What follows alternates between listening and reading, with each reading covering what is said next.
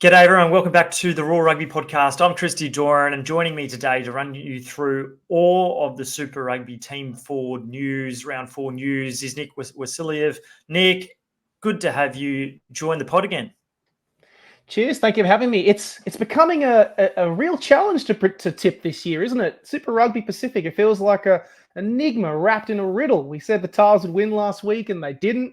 We said that the Reds wouldn't win last week and they did. God, it makes it extremely interesting, but for us tipping the competition, an absolute nightmare. You're right, there were upsets all throughout last week and that extended into the Six Nations. And once again, there's some really tough matches ahead and you think, well, the Crusaders, they've just lost Scott Barrett and they're up against the Hurricanes. There's a really big Aussie derby in there with the Melbourne Rebels and the Reds. And then, of course, the Tars finishing it up round 4 against the Auckland Blues. We're going to run through all 6 matches, Nick, and the first one on Friday afternoon, Australian Eastern Standard Time anyway, at 5:05 is the Crusaders up against the Hurricanes. Tell us, Nick, some of the team news. There's been a few tweaks, particularly from the Crusaders. Yes, it's a derby day sort of kicking us off, a duo of matches, and the Hurricanes will be making the journey down to Christchurch. And here's the challenge. It's a key challenge for the Crusaders, and that is they have lost Scott Barrett, who he has suffered a broken finger, and it will likely see him out for 6 weeks. So he joins the likes of Ethan Blackadder, Fergus Burke, Tamati Williams, Brodie McAllister, Lee Halfpenny. They have a very considerable casualty ward in the Crusaders at the moment. And that's even before we get into Will Jordan and Braden Enner, who are out for the season, as well as Joe Moody. So there's going to be a lot of challenges placed on that Crusaders squad, and they're coming up against a Hurricane side that has got a relatively unchanged squad. Pirifi will be going back to the bench, and Devon Flanders will be starting in the number 6 jersey, which I think is a very good move in terms of kind of building into the game a bit more. And Namir is also the other change in the front row for the Crusaders, but for the Hurricanes rather, but very settled Cane squad with their best start in 9 years. It's bad times for if you're a Crusaders fan, because that's a very good looking Cane squad. Oh, it certainly is, and they managed to be way too good for the Blues last week. And despite a couple of injuries to the Blues, just the Hurricanes, just the ability to find the try line, withstand pressure. And yeah, I think they're favourites for this one. And I thought that it was a toss of the coin before Scott Barrett was ruled out.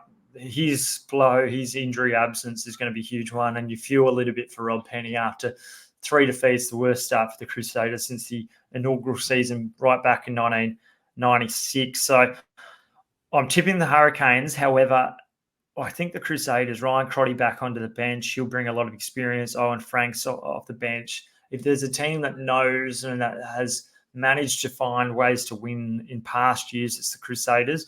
They're going to have to draw upon all that experience, and guys like David Havili in the midfield and Moore, his partner, they need to have big ones. A tweak at fly half as well. Riley Hopea back in the number 10 jersey for the Satyrs. So another change in the halves. That's a really crucial thing, and it also just tells you about the lack of continuity that they've got now in the post Richie Mo'unga era. What are you thinking, Hurricanes as well? I am definitely thinking Hurricanes. I think it's the real question right now, isn't it? Is something rotten in the state of Canterbury? That's the question we ask ourselves right now. And this is the Crusaders we're talking about. It's very dangerous to write them off because the record speaks for itself. But there's clearly something up with this squad right now, and in terms of how they're performing. And I just see this Cane side looking like a better team right now. Well, rotten's a very strong use of language. I just think that they're struggling in the post Razor, Richie, Sam Whitelock era a little bit, and injuries don't help. I use it in the Shakespeare context. I use it purely in the Shakespeare context. Of course, it's a good squad. How very Shakespearean of you. Second game, Amy Park, Melbourne, and they host the Rebels host the Queensland Reds, who are coming off the back of a huge win over the Chiefs. I don't know how many people saw that coming, and as Les Kiss said that they weren't surprised by the performance. I'm sure many others were. A few changes on both sides. Nick, tell us who's coming in. Well, there is quite a few changes. Both the Rebels have made a couple of minor changes. The big one, of course, is Taniela Tupou, who is now, did very well coming off the bench in their win against Moana Pacifica, but he will move into the starting side. Rob Leota also is back in the back row. And then additionally, we have Andrew Kellaway, who will be starting at fullback, which will see Jake Strawn return to the bench, with Foot kind of opting for 6 forwards. And they're definitely going to need it. I think that's clear that Foot really thinks they can win this game in the forward pack. Similarly, Les Kiss has also made some changes. And the one that I'm very excited about is Harry McLaughlin-Phillips, who will start at fly half, with Tom Liner being named on the bench. I think this is an excellent move by Kiss. Because I reckon, even though I think Liner has been very impressive, it's very good to rest and rotate your players. And in this regard, I think McLaughlin Phillips has looked very strong in trials, and also in the context of, in previous games. He finished very, very well last week, is a big one. Of course, Whakahisi has also copped a 4-week ban for the high shot in last week's match. So Fijian international Penny Rabi will come into the starting side, which is a very handy alternative. So, yeah, lots and lots of good inclusions. You're not wrong. I think it's a wise decision from Kevin Foote, Nick Stiles, to ensure that Taniela gets as many minutes as he can against the Reds, his former side. So I think that's a really good option. Leota, he came off after 10 minutes against Moana Pacifica, but it was just a knock to the knee. It was more of a precautionary thing. So he's fit enough to take his spot, which is a big boost for them. Yeah, the decision to start Harry McLaughlin-Phillips probably caught a few people by surprise. I know that some read into that he wasn't right off the back of a late shot last week, which saw him leave it around the 50-minute mark during their win against the Chiefs. I agree. I think it's really good management from the Reds, but I also just think that McLaughlin-Phillips is probably a little bit more durable. He looks he's slightly bigger frame than Tom Liner, and I think that the number 10, whoever was going to wear that jersey this week, was going to be targeted by a pretty big forward and physical forward pack from the Rebels. So I reckon this is going to be a really tight game. I know that the Rebels haven't quite probably shown as much as the Reds this year, but I just get the feeling like they're building slowly. And off the back of 2 wins, they'll have a bit more confidence than they did going into that first game against the Brumbies. I think it's a toss of the coin. Maybe Reds by a couple of points, but I'm still a little bit undecided, I've got to admit. I have to agree. It's a very difficult one. I have come upon a decision. I reckon this is again a contender for match of the round. There is one other game that I'll also consider. I'm going Reds. I think it's not for any, on paper the Rebels have an excellent squad, but Les Kiss has just got this side humming.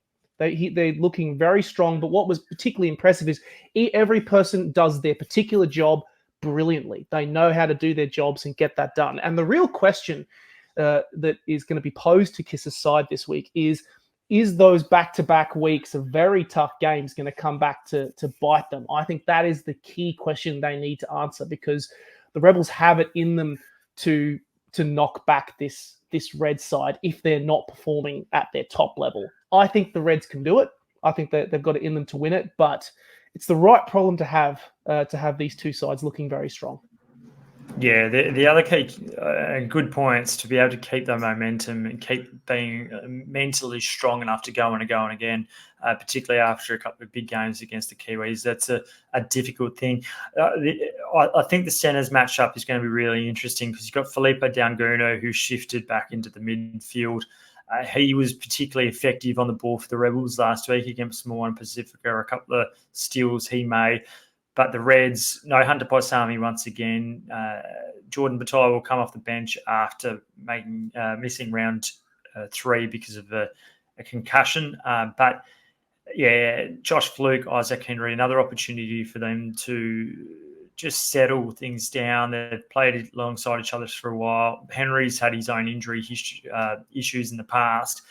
And, I think it was such a seamless transition last week with Henry coming in for Paisami that Kiss will be pleased with that, but knowing that one hot day doesn't make a summer, so they've got to back it up this week.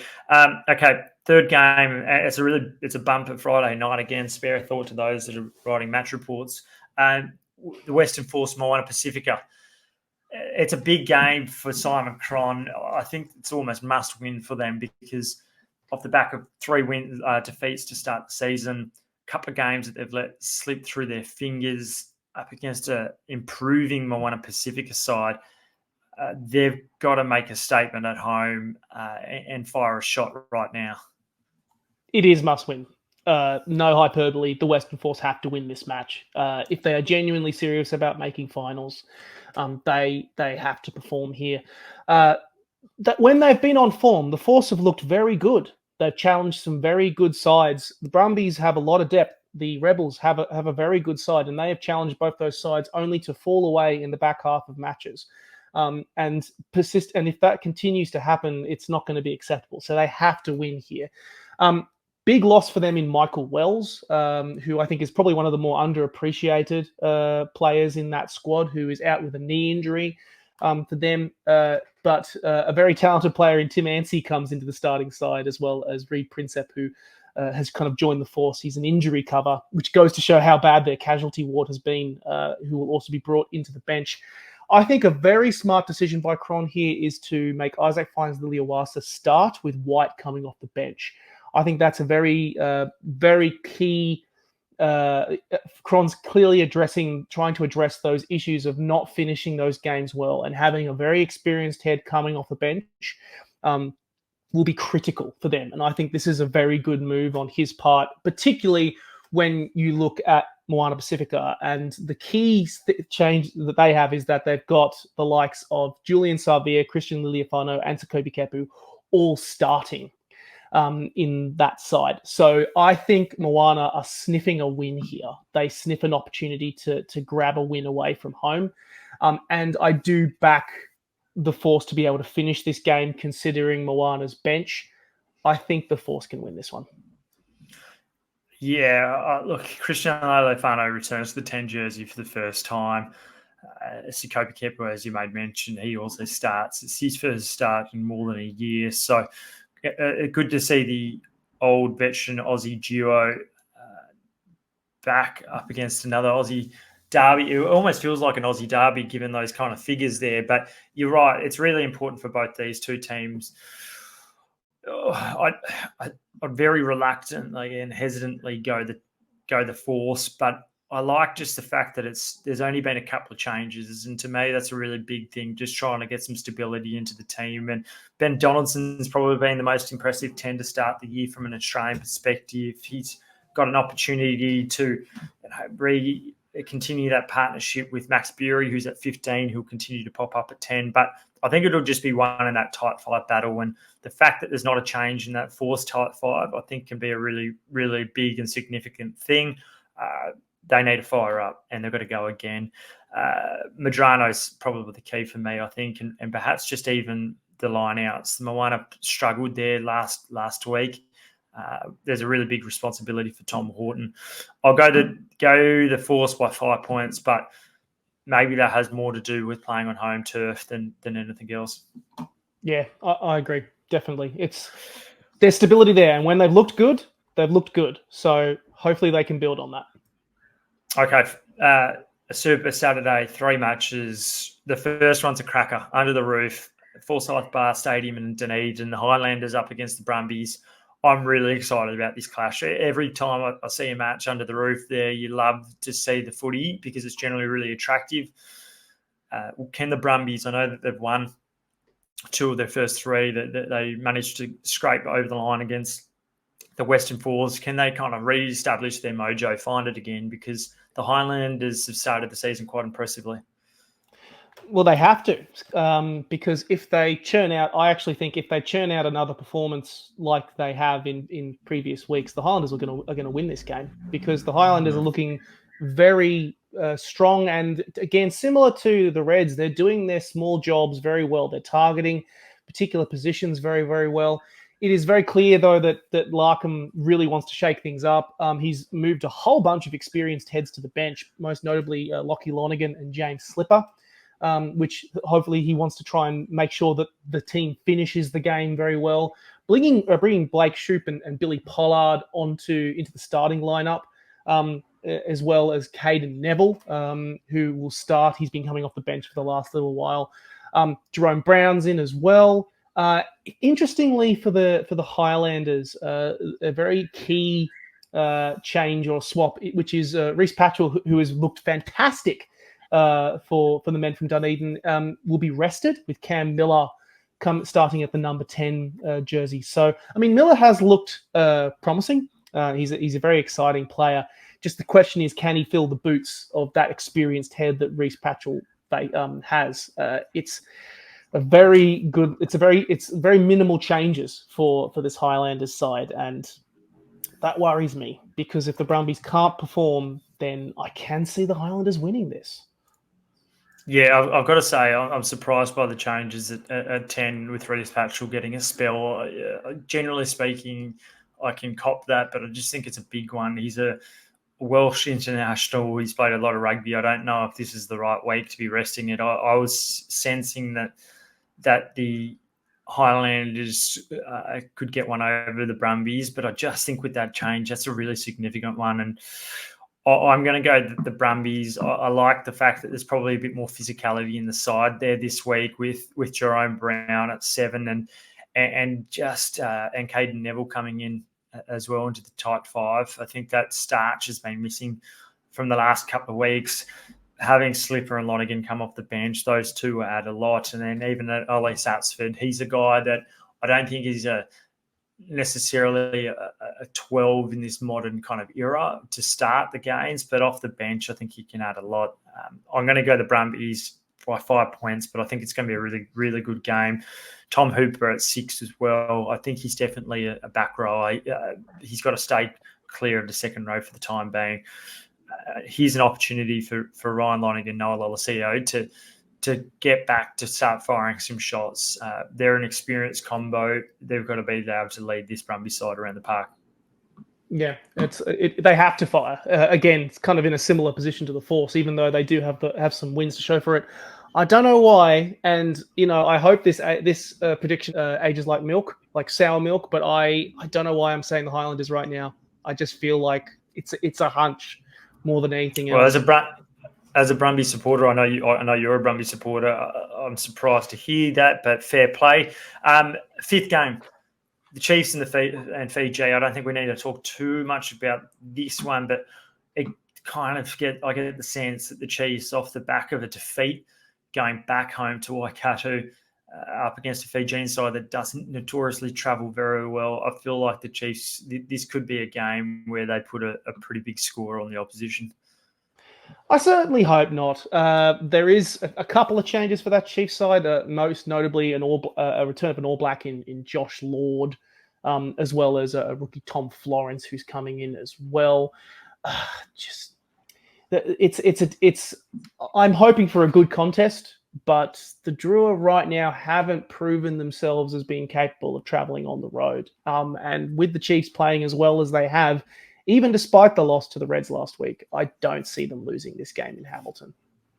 No, I get the feeling it could be a few tries in this one. When you've got someone even like a Quintapire coming back via the bench, there's a fair bit of depth and experience in this team. Tokia, who starts. Had they won last week, I get the feeling like one or two guys might have been given a spell.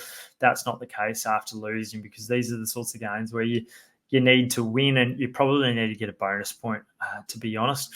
All right, last game, Waratahs Blues. It's a really big one for Darren Coleman's men, and there's some changes in quite a few of them. Yeah, there is quite a few changes, and the key challenge and the key issue that the Waratahs are facing this week is a lot of challenges at hooker.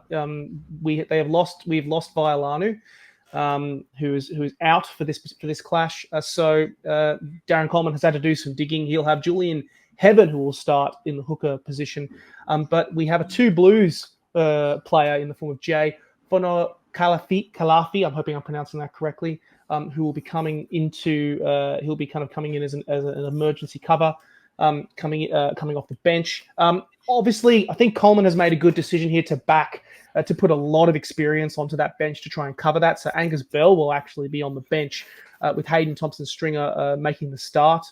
Fergus Lee-Warner is a nice return for the Waratahs. Again, with Hugh Sinclair then being shafted back to the bench. Big loss in Max Jorgensen, who is ruled out with a hip injury. So there will be some, but we will see the return of the likes of Dylan Peach, who will be back. Marky Mark will return to fullback. And interestingly as well, after being kind of out for an undetermined time, Lockie Swinton is set to play his first game of the year coming off the bench, while Jack Grant will also come in. But they're coming up against a very strong Blues side with Hoskins, Atutu, and Caleb Clark slotting back into that team. It's a hard challenge, this game, and probably another contender for match of the round for me, Christy. Well, it's a good one to close it out, and it's so important for Darren Coleman's side off the back of last week's heartbreaking defeat with the last kick of the game, not being able to slot it. Tane Edmund. It's a game where when you're about to go to Fiji to take on the Drua, you really want to be ensuring that you're not one win and 3 defeats from your opening 4 matches, because it's a scary prospect about what's to follow. Yeah, it's not ideal, the issues at hooker when you're already missing guys like Dave Parecki, and Jorgensen's blow is a significant one. No one need to ask. He's a good player. He's good in the air, but has barely spent any time at fullback.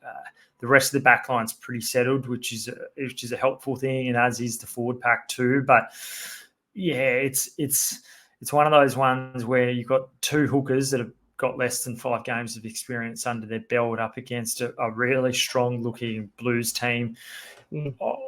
I'm back in the Blues, and I think at this point in time, off the back of the injury news today to Max Jorgensen, who, by the way, has been linked to the Sydney Roosters. More on that at the raw.com.au shortly. But I feel like the Blues could win this by a couple of tries, and I hope that's not the case, because it's hard to rediscover the momentum then, and also have the fans keep the faith if you go back-to-back defeats at home to start the season. Absolutely, yeah. I don't think I can see the Blues winning by a couple of tries. I think it's going to be a much closer game. But I'm also with you backing the Blues. Just the key roles and the key inexperience is really what pushes the scales in their favour. They've got a very good squad, the Blues do, and yeah, it would be a really big loss for the Waratahs to lose those 2 games at home, especially when it feels like there is quite a lot of momentum in several Australian sides right now. For the Waratahs to not perform and not get the win at home would be really disappointing. So yeah, I'm sorry. I'm sorry, Tars fans. I'm with the Blues at the moment. Well, fingers crossed. If they show as much courage as they did last week, they'll be in the hunt, and sometimes that's all you need to be in with a sniff. All right, Nick, thanks for joining me today on this rapid-fire edition of the Raw Rugby podcast, where we run you through all the team news and provide a bit of analysis, and hopefully you're enjoying these. Make sure you do review, rate the podcast, and hopefully you're loving the ones on Monday and Tuesday with Matty Tamua. And it was awesome to have Matt Felsler join the pod earlier this week too. All right, now enjoy the weekend's action, and talk soon.